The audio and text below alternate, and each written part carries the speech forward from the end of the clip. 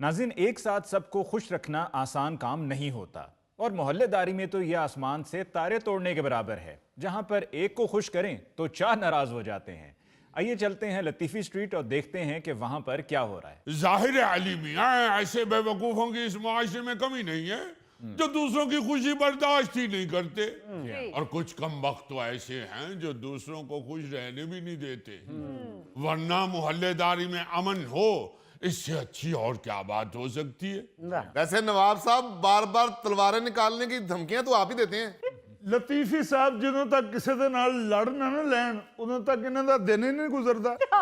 बिल्कुल गल ठीक की तुसी भट्ट साहब, और कुछ नहीं ते भरजाई ने लड़ पैंदे ने। भरजाई से क्यों लड़ पड़ते हैं? अली साहब एवं बेतुकी गल तो ही लड़ पैंदे ने कि तू पकान तो पहले बैंगन दे कपड़े क्यों लाए। तो क्या करें मियां, बेंगलों की बेहुरमती बर्दाश्त कर ले। जब अल्लाह ताला ने बेंगलों को इतना खूबसूरत लिबास पहना के दुनिया पे भेजा है, तो फिर हम कौन होते हैं उनको बेलिबास करने वाले।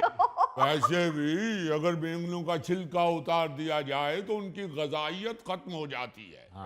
और वो हंडिया में ऐसे घुल मिल जाते हैं जिस तरह इलेक्शनों से पहले तगड़ी पार्टी में लोटे नहीं घुल मिल जाते। सो स्वीट, कितनी अच्छियां गल्लां करदे ने लतीफी साहब। ਉਹ ਸਵਾ ਅੱਛੀਆਂ ਗੱਲਾਂ ਕਰਦੇ ਨੇ। ਲੜਾਈ ਤੇ ਲਤੀਫੀ ਸਾਹਿਬ ਦੀ ਵੱਟ ਦੇ ਉੱਤੇ ਪਈ ਹੈ।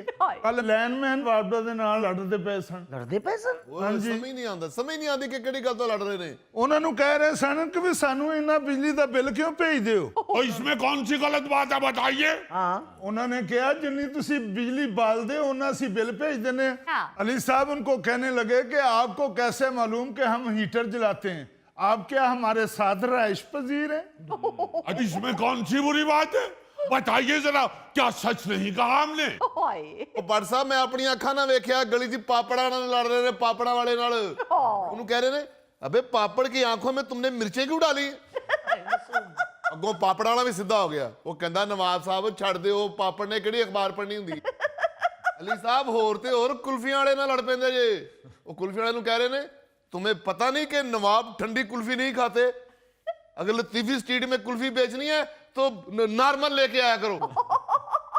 अरे आप तो वही कम अकल, आपको क्या मालूम ठंडी चीजें खाने से दांत खराब होते हैं, हमें खुद डॉक्टर मियां ने बताया है।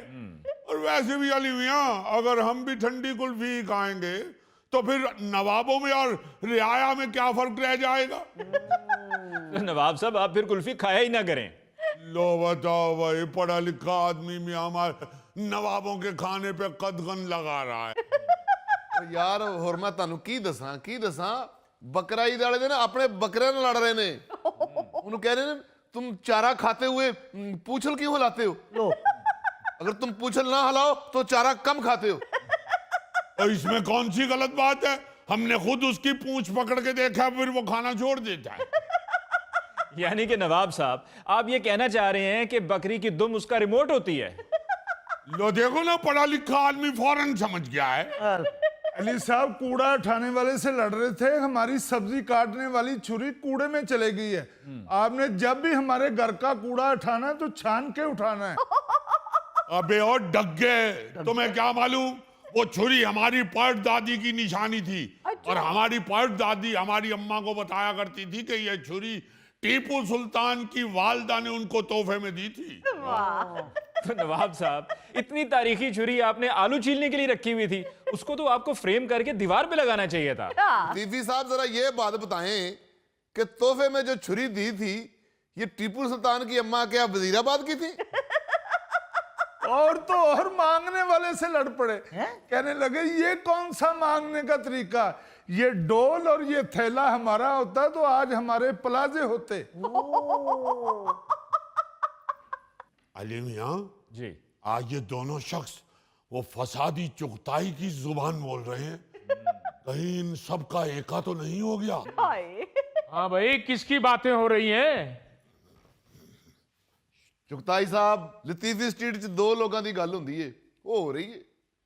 जाहिर सी बात है, लतीफी साहब हमारे बड़े हैं, अगर इनकी बातें नहीं होंगी तो किसकी होंगी। क्या क्या लतीफी साहब आपके बड़े हैं, ये क्या सुन रहा हूं मैं। सच कह रहे हैं, मेरे अब्बा तो सोए हुए भी आपका नाम लेते हैं, बस जरा लहजा मुख्तलिफ होता है।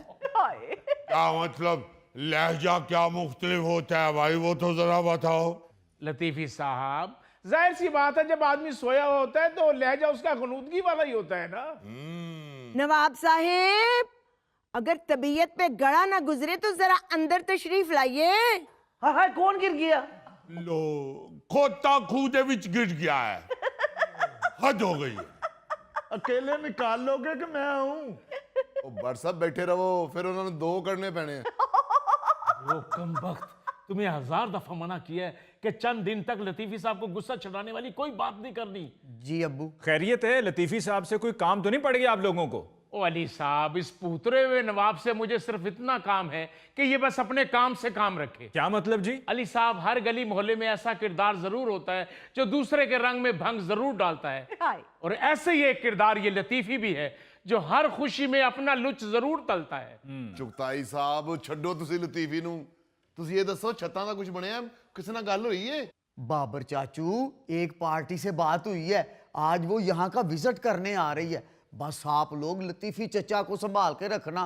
लतीफी चचा तो बसंत के सख्त खिलाफ है। वो यार बसंत के क्या, वो तो मेरे कारोबार के भी खिलाफ हैं।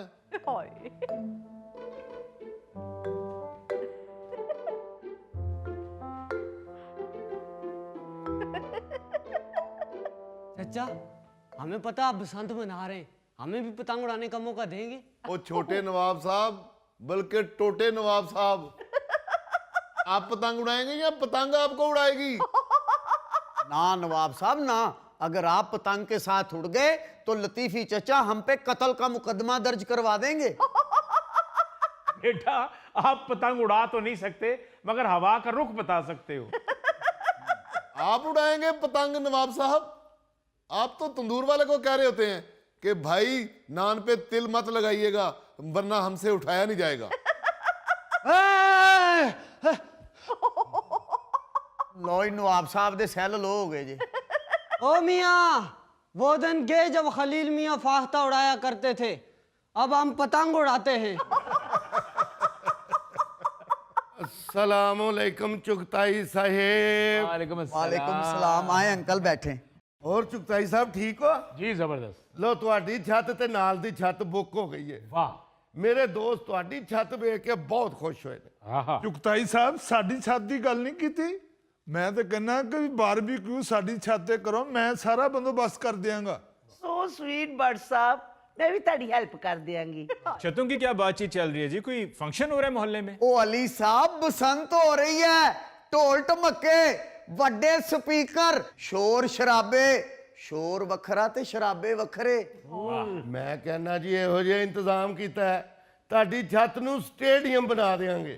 जी हाँ, हमें मालूम है कि यही सब कुछ होगा। हुकूमत चाहे जितनी मर्जी पाबंदियां लगा ले, चाहे जितने मर्जी असूल बना ले, छतों पे चढ़े हुए लोगों ने कहां बाज आना है। हमें मालूम है कि हमने वही कुछ देखना है जो कभी पहले देखा करते थे। नहीं अली साहब, गवर्नमेंट ने इस दफा बड़े सख्त कानून बनाए हैं। ओ भाई, कौन सी पाबंदियां, कौन से असूल? पहले भी बड़ी पाबंदियां लगाई गई थी, बड़े ऐलान किए गए थे, लेकिन अमल दरामद ना पहले हो सका ना अब हो सकेगा। बल्कि आप देखिएगा कि इंतहाई मजाक-ए-खेज सूरत हाल होगी कि पुलिस एहलकार सीढ़ियां लेके गलियों में घूम रहे होंगे और लोग उनका मजाक उड़ा रहे होंगे। बिल्कुल। क्या पहले केमिकल वाली डोर, धाती डोर पे पाबंदी नहीं लगी थी? बिल्कुल लगी थी, लेकिन हर दूसरा बंदा इस्तेमाल कर रहा था। हमने देखा कि लोगों के गले कटे, लोग छतों से गिरे और इस तरह के कई हादसात हमारी नजरों से गुजरे। हाँ जी बिल्कुल। और सर जी आस्ता बोलो, फिर बाहर आ जाएगा फड्डेबाज। जो पुत्र गया तो उन्हें कौन समझाएगा? लो बताओ, ये भी भला कोई पूछने वाली बात है? कौन समझाएगा भाई? हर शादीशुदा आदमी को उसकी